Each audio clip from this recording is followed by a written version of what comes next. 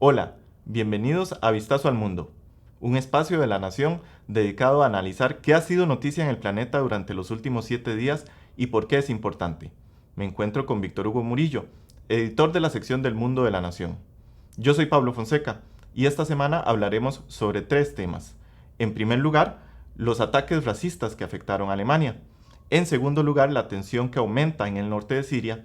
Y finalmente, el estreno de Michael Bloomberg en los debates por la candidatura demócrata a la presidencia de Estados Unidos. Una serie de ataques racistas se registraron esta semana en Alemania. Una persona que dejó un manifiesto muy fuerte que no ha sido publicado por las autoridades, pero del cual se ha comentado muchos detalles, atacó varios lugares donde había especialmente personas de origen kurdo. ¿Cuáles fueron las consecuencias de este acto? Sí, la consecuencia, digamos, o lo primero que salta a la vista con estos dos tiroteos en la ciudad de Hanau, cerca de Frankfurt, es que confirma los temores manifestados por las autoridades de Alemania meses atrás de la posibilidad de ataques terroristas por parte de la ultraderecha. Y estos dos ataques fueron dirigidos en dos bares donde suelen reunirse precisamente extranjeros y más precisamente kurdos. El autor de los ataques, que ya está detenido, había grabado en video un manifiesto de 24 páginas en el cual, por ejemplo, pedía o planteaba el asesinato de personas de 24 países, gente de África, de Oriente Medio y de Asia. Y en ese manifiesto es muy clara la motivación xenófoba y racista. Por ejemplo, en una de las líneas de este documento, el autor, el atacante, dice: no todos los que tienen un pasaporte alemán son valiosos y de raza pura. O sea, ahí no hay ninguna posibilidad de interpretación, es muy claro. Pero además debemos tener en cuenta que ya hay precedentes esta misma semana. Las autoridades de Alemania habían detenido a principios de esta semana a un grupúsculo compuesto de 12 personas que planeaba una serie de ataques dirigidos contra mezquitas. Es decir, de nuevo tenemos allí el componente xenófobo y étnico como motivación para actuar, ¿verdad?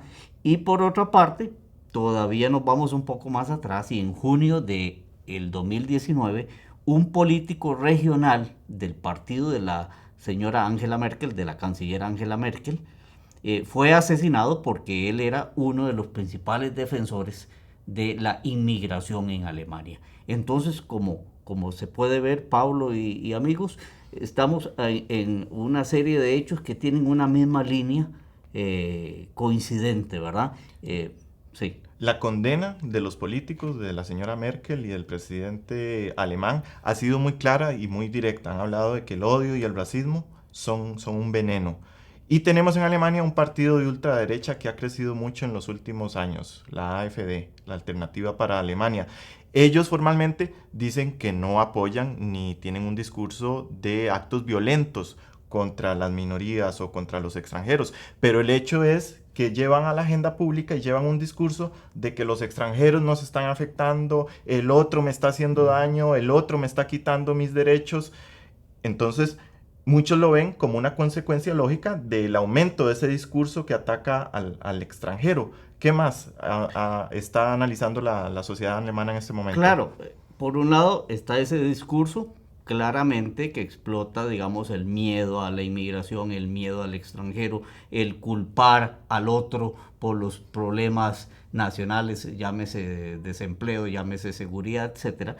Pero por otro lado, también es cierto que la ultraderecha tampoco hace ningún esfuerzo, ni siquiera disimulado, por condenar este tipo de ataques, ¿verdad? El problema para muchos en estos momentos es que el gobierno de la canciller Merkel está pasando por un momento crítico.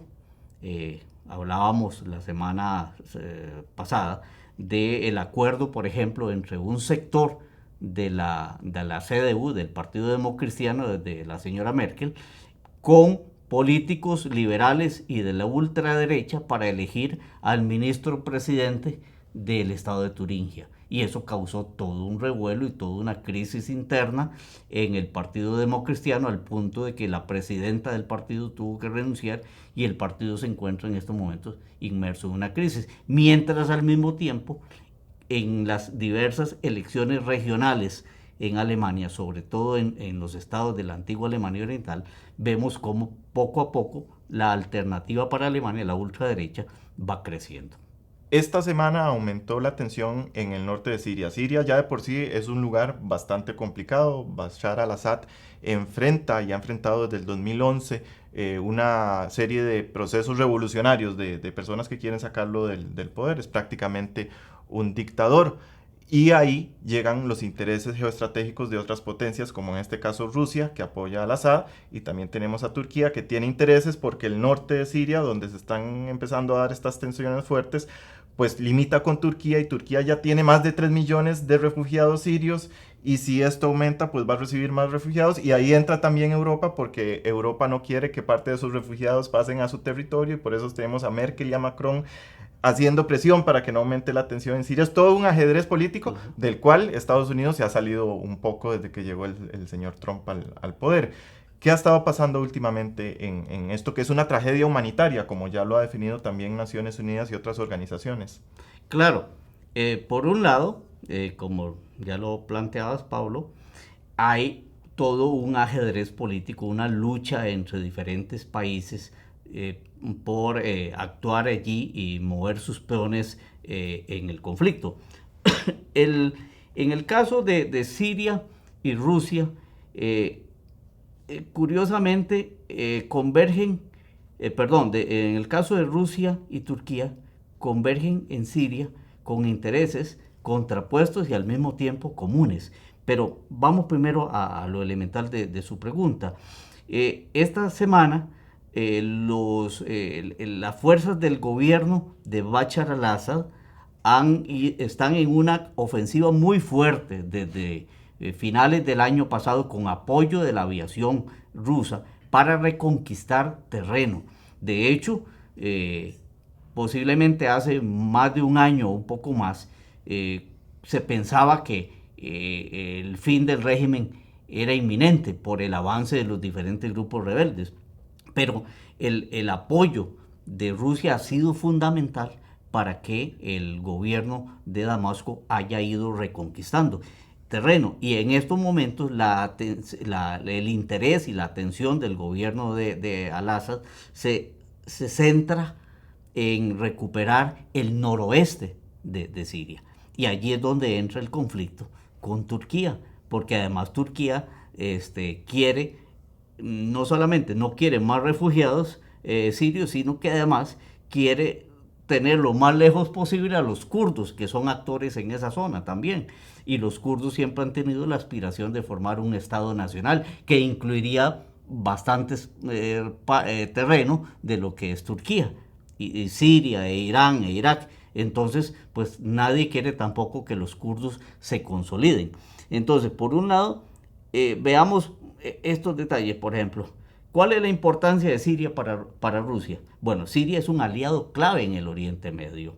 Es su especie de portaaviones en el Mediterráneo. Rusia tiene allí la única base naval en el Mediterráneo, que es clave para controlar ese mar, en el puerto de Tartus, y tiene además una base aérea en Siria. Entonces, Rusia no va a dejar caer al gobierno de al-Assad. Y por otra parte, los yihadistas son enemigos comunes tanto para Siria como para Rusia. Bueno, Siria porque necesita el Estado Nacional reimponer su autoridad y su soberanía en todo el territorio. Y Rusia porque, bueno, ha sufrido ya los embates del terrorismo yihadista, incluso en Moscú, pero sobre todo en la región de del Cáucaso. Entonces, no quiere tampoco, obviamente, darle ninguna oportunidad al yihadismo, ¿verdad? Y Turquía, a su vez, bueno, como lo decía, quiere a los kurdos lo más lejos de su frontera, y además mantiene su presencia armada en el noroeste de Siria para hacer valer sus intereses. Y, sí, Pablo. ¿Cómo se están relacionando en este conflicto otros actores como la OTAN? Hablábamos un poco de Francia, de Alemania ejerciendo presión y también de Estados Unidos. ¿Qué están llevando a cabo en este momento? ¿Qué acciones diplomáticas? Bueno, en estos momentos, por ejemplo, hoy ha habido incluso conversaciones, hoy viernes, conversaciones entre los presidentes de Rusia, Vladimir Putin, y el presidente Erdogan de Turquía, tratando de bajar un poco la tensión, de que no haya una confrontación directa. Recordemos que esta misma semana el presidente turco lanzó una advertencia muy seria que estaba dispuesto a atacar a las fuerzas de Siria si las fuerzas de Siria a su vez continuaban en esta ofensiva en la provincia de Idlib, y además si osaban atacar las fuerzas turcas. A lo que Rusia contestó diciendo, mire, sería un error fatal. ¿Verdad? Entonces pareciera que las partes no quieren que la sangre, pues, o que más sangre llegue al río, ¿verdad? Por otra parte, bueno, los Estados Unidos tienen un papel marginal en estos momentos porque Trump decidió sacar las tropas, y dejó a los kurdos, que eran su principal aliado en Siria, los dejó desamparados. Los europeos pues se mueven más en el frente diplomático, tratando precisamente de evitar que la situación se complique más en Siria, que implique más flujo de refugiados. Y bueno, aquí Turquía y Rusia son en estos momentos, como te decía, dos actores claves, donde además se han aliado, por ejemplo, para bloquear a Estados Unidos en muchos casos, y al mismo tiempo que Turquía es aliada de Estados Unidos en la OTAN, le compra armamento y muy sofisticado a Rusia, por ejemplo, baterías de misiles y ciertos equipos militares de avanzada, para precisamente contrarrestar la presión de los Estados Unidos, con quien tampoco tienen en estos momentos unas relaciones fluidas. Esta semana, Michael Bloomberg se estrenó en los debates demócratas. Él no había participado hasta ahora formalmente de la campaña en cuanto a debates, aunque se ha gastado $400 millones en anuncios de televisión y en redes sociales. Michael Bloomberg es un multimillonario estadounidense. Tiene $60 mil millones en el banco. Es el equivalente a la producción completa de un país como Costa Rica durante todo un año. Y si uno piensa que Donald Trump es millonario, bueno, la diferencia que hay entre Donald Trump y Michael Bloomberg es el equivalente a la diferencia que hay entre $50,000 y $1 millón. Así de multimillonario es Michael Bloomberg, el noveno hombre más rico del mundo, que por mucho dinero que tenga, no le fue muy bien en este primer debate, porque todos los candidatos, el resto de precandidatos demócratas, vieron en él un enemigo precisamente a atacar debido al poder financiero que tiene, a la gran campaña que tiene y a que ha crecido en las encuestas. Entonces fue un debate muy provechoso desde ese punto de vista. El sábado, ya mañana, son las elecciones en Nevada y el debate fue en Las Vegas precisamente. ¿Qué más podemos decir de este debate que fue bastante movido? Bueno, sí, el debate fue candente, y sí, Bloomberg se convirtió en el blanco de ataque, lo cual denota pues que los rivales están preocupados y no dejan de tener su razón, porque el último sondeo de intención de voto a nivel nacional en los Estados Unidos colocan a este multimillonario en tercer lugar, sin todavía haber hecho prácticamente campaña, ¿verdad? Porque Bloomberg decidió marginarse incluso en los caucus de Nevada mañana sábado, y en la siguiente contienda, que son las primarias en Carolina del Sur el 29 de febrero, todavía Bloomberg no participa. Él quiere entrar de lleno nada menos que al supermartes, que es el 3 de marzo, cuando hay primarias en 14 estados, y ahí sí va a ser va a ser decisivo, porque posiblemente veremos ya varios candidatos tirar la toalla, porque lo que va a estar en juego allí sí es muy fuerte.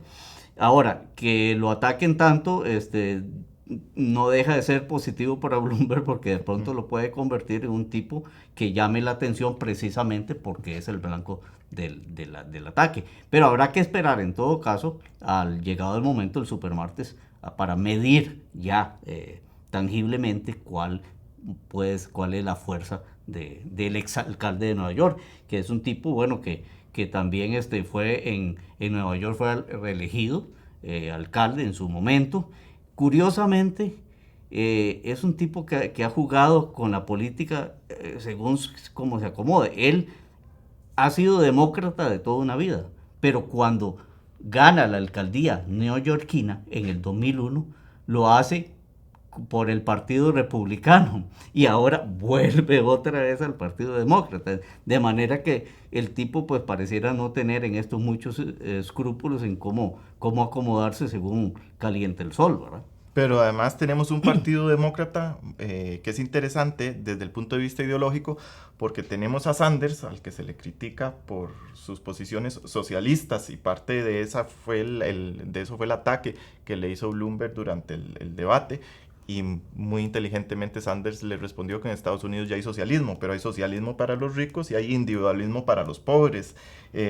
Mientras que también Elizabeth Warren le criticó que en sus empresas las mujeres firman convenios de confidencialidad para no revelar posteriormente si hay algún problema de acoso sexual o discriminación por género, y Bloomberg dijo que no estaba dando autorización ni la iba a dar para que las mujeres que se sintieran con la libertad de hacerlo, pues abrieran esas cláusulas de confidencialidad y contaran lo que había pasado.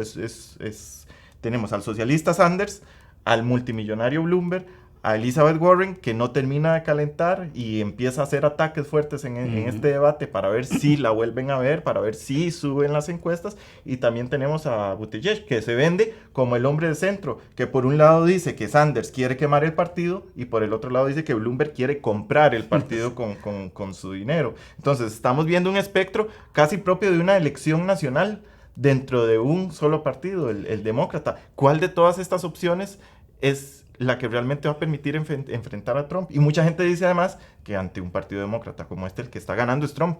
Pues puede ser que no estén tan perdidos en esta apreciación. Y por otro lado, agrego a lo que expones un ex vicepresidente Joe Biden que tampoco arranca. Ni lo habíamos mencionado. Bueno, exactamente. Incluso ayer lo comentaba con una colega y le decía, mira, revisar las informaciones que nos llegan, y a Biden prácticamente no se lo menciona.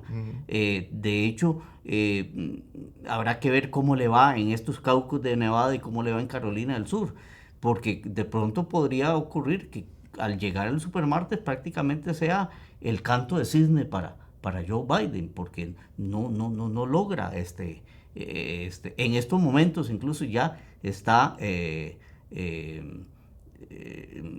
ya en franca competencia o amenazado por el mismo Bloomberg, ¿verdad? Entonces, el panorama en el Partido Demócrata es complicado por la dispersión de candidatos y porque todavía no aparece una figura que uno pueda decir, este es el que ya ahora sí se perfila para realmente enfrentar con posibilidades a Donald Trump.